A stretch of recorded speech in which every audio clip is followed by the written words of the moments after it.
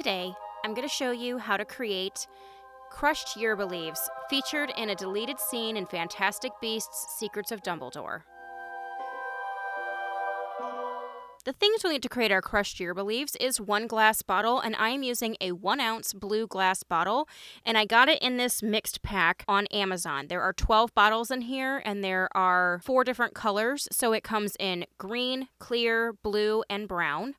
And the green is actually the same bottle I used for my Verita serum. And I'm sure I'll be using either the clear or the brown in future potions. So it may be worth picking up, especially because this was very inexpensive. But I'll put a link to that in the description. Then we're going to use a rubber cork. Now, I normally use black rubber corks, but I picked up a bag of white rubber corks.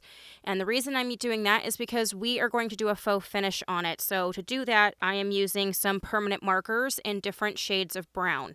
It's important that they're permanent markers and not just washable markers. You want to make sure that it's not going to just come off with water. And then I'm going to be using some rubbing alcohol. And if you don't want to use rubbing alcohol, you could always use distilled water and just a little tiny bit of glycerin. I'm going to be using some dark green mica powder, a funnel for filling, scissors, as well as our labels printed on sticker paper, and the link for this is in the description down below. Let's get started. Would you like a chance to win a monthly potion bottle from me? Then consider supporting me over on Patreon. All of my patrons have a chance to win a monthly potion bottle. And now that we are in July, I'm going to be doing a special Christmas in July giveaway exclusive to only my patrons. Last month I did an exclusive giveaway for one of my light up Harry Potter core mats. And this month the item is going to be kind of Christmas in July themed. And then I will have one more patron only giveaway in August as well. So be sure to sign up if you want a chance to win not only the potion bottle, but also a second special item for July and August. Link is in the description down below. The potion we're making today was featured in a deleted scene of Secrets of Dumbledore. And I really wish they would stop deleting scenes. I feel like they all should know by now that if they made a 4 or 5 hour movie, we would all still watch it. Leave all the details of the book. Leave all the details that you think should have been in there in the first place. We'll watch them. But I feel like this particular deleted scene, I feel like it made a big difference in the transition to the next scene in the movie. And it also gave us a really great look at Newt and Theseus. And I just wish that they wouldn't have deleted it. And I also think it showed another perspective of the Chillin'. So if you haven't seen that deleted scene, I'll put a link to a video of it down below, and I'll try to insert a few clips here. In my case, next to the dick, there's a blue bottle with some crushed yerba leaves. Pig. Morning. You all right?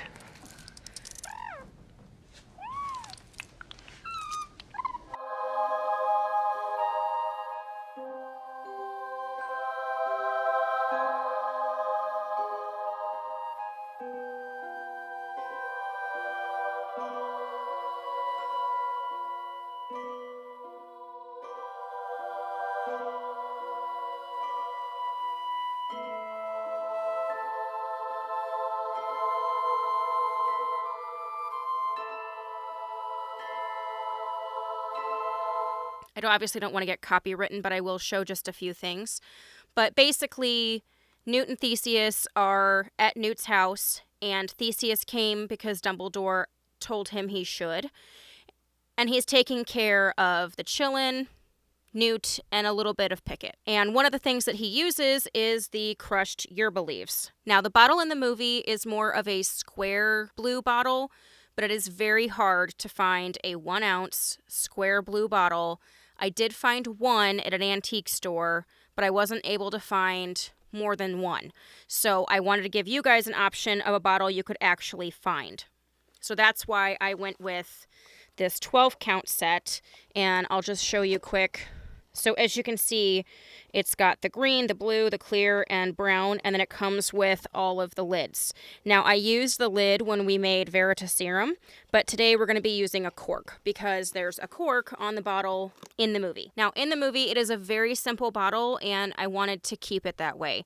You could definitely scuff this up some if you want it to look like it's been in a crevice of Newt's case, but I'm going to leave this fairly true to the blue that it came with, but we are going to, like I said, put a faux finish on the cork.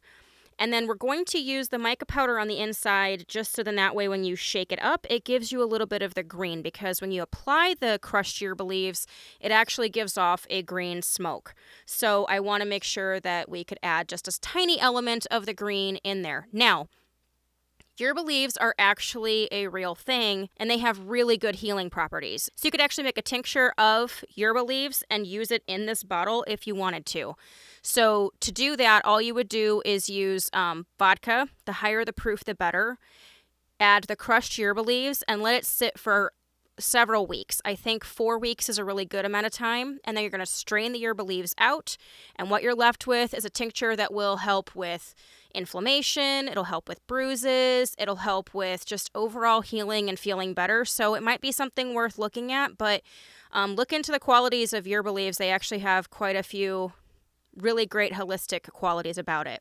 I know yerba santa, when burned, can also kind of act as a smudging stick to help add protection and set boundaries. Regular traditional smudging gets rid of negative energy or just negativity in general. There are a lot of great qualities to yerba besides just this potion we're making today. So obviously today we're making a prop, but like I said, you could definitely make a real tincture if you wanted to and use it for its actual holistic properties.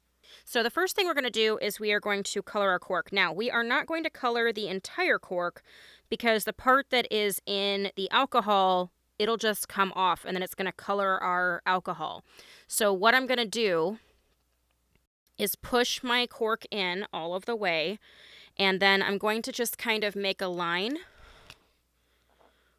where that is, and we're going to pull the cork out and we're going to go a little bit below that line so that we don't see any of the white showing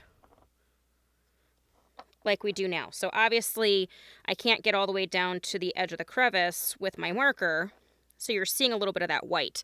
So that's why we are going to pull this out.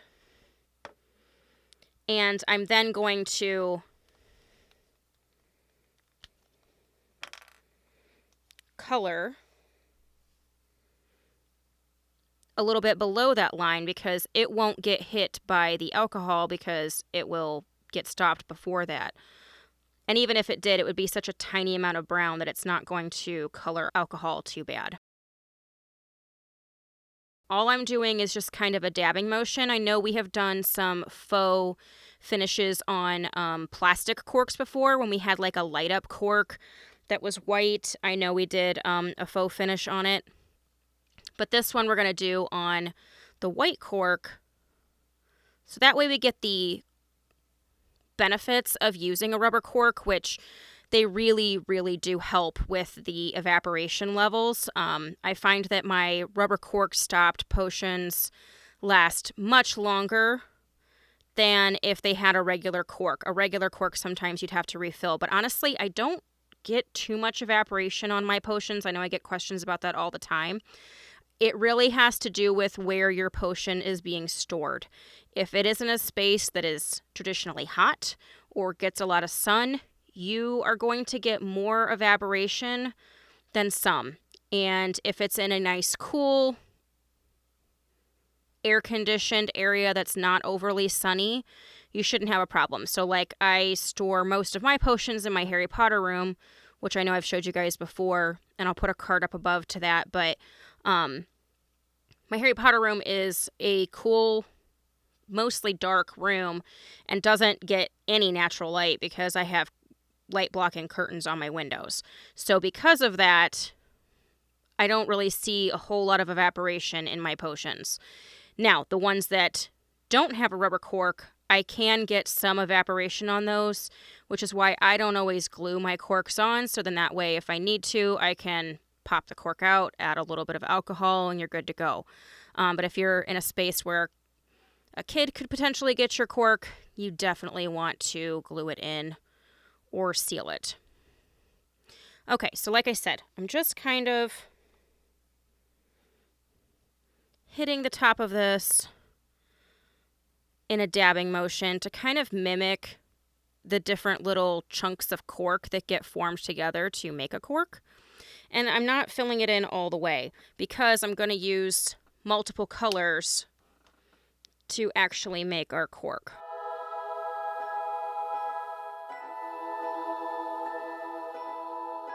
Now, I like to do my lighter color last because I want it to kind of pick up some of the dark color we laid in, as well as blend out some of it to just give it a little bit more of that cork quality to it. And the cork size I'm using on this bottle is a 000. Okay, I think that's pretty good. So just so you guys can see, we get our great stippled cork look to it. And I'm going to let that dry. Okay, so while our cork is finishing drying, we're going to go ahead and fill up our bottle. So I'm using a funnel just so it doesn't go everywhere. And we're going to slowly add our alcohol because it doesn't take much to fill up a 1 ounce bottle. And then I'm going to add my green mica powder. Now, like I said, it's not going to be super apparent that it's green in here, but I just wanted it to do something when we shake it up because in the movie, Theseus actually shakes it up before he applies it. So I feel like you would definitely shake it up when you're using it. So when we do that, I just wanted it to have some kind of effect. And I thought the green would be good just because, like I said, it does give off a green smoke. And I'm just brushing off any little excess of the mica powder up here since we're going to cork it up.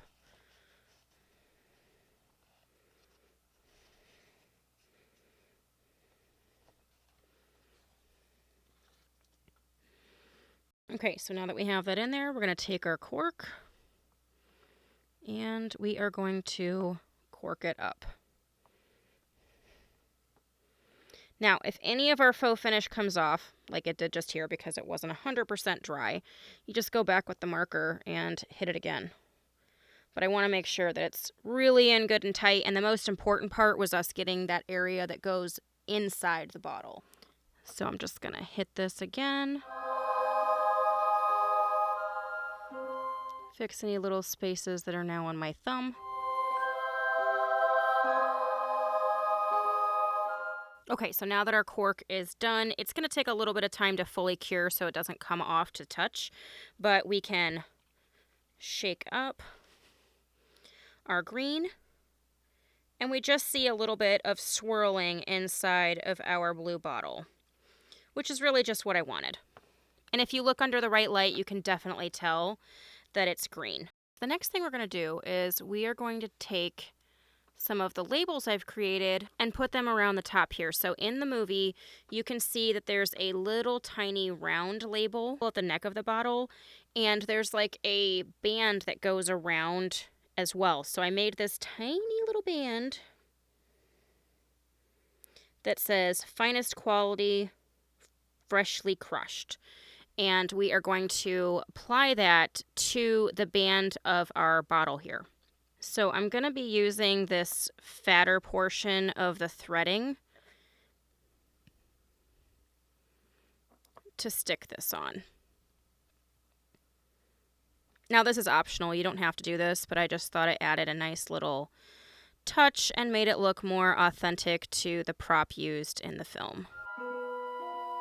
Okay, so I have the band all the way around. And I could just peel the backing paper off and stick this on, but because there's a section that will be above and below the band that would just be sticker paper sticking up, I didn't want it to become a dust magnet or easy to knock off. So I actually think I'm going to use my hot glue gun and just add a drop of hot glue, and we're going to stick it on.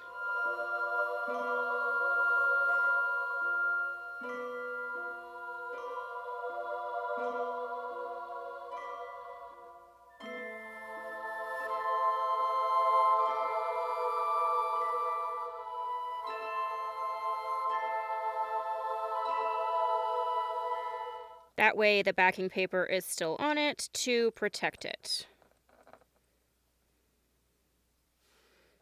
So we're going to add our label, and this one I did print on sticker paper, and then I just went around the outside edge with a matching marker. And on this one, I just want to line it up underneath the other one and try to make sure it's straight.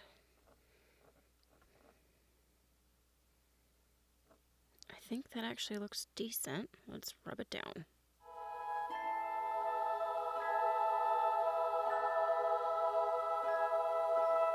Yeah, super cute. So like I said, this one is super simple, but I just wanted to stay true to the prop in the movie that I'm sure Mina Lima made. And this way we just have that subtle swirling effect when we shake it up. Now, like I said, the one in the film was a square bottle. And I did find a square bottle that is perfect at my antique store. I searched and searched and searched for a second one, and I could not find one. But this really great antique bottle has these awesome ridges on the back and says 1 ounce. And it has the neck that's smooth to fit our label perfectly. And this one I did stick down all the way. So this is more screen accurate, but I wanted to give you guys an option that you'd be able to make with supplies that are readily available. So I used the same white cork and did a faux finish on this one as well. Same labels, same everything. The inside has the same green mica powder, etc. It's just in the squared off bottle versus the round. They are both 1 ounce bottles. But I wanted to make sure I could show you guys both because this one is more screen accurate, but unfortunately I could only get one. So my patrons are going to get the pretty round one. So there you have it, our super easy Fantastic Beasts Secrets of Dumbledore DIY that is sadly from a deleted scene, but it is one of the only potions that was actually used in the movie. And I think this will make a really great addition to our potion and prop collection we've made along the way. So if you guys like this video, give me the thumbs up. If you haven't subscribed, please do so, and we will catch you guys later. Thanks so much.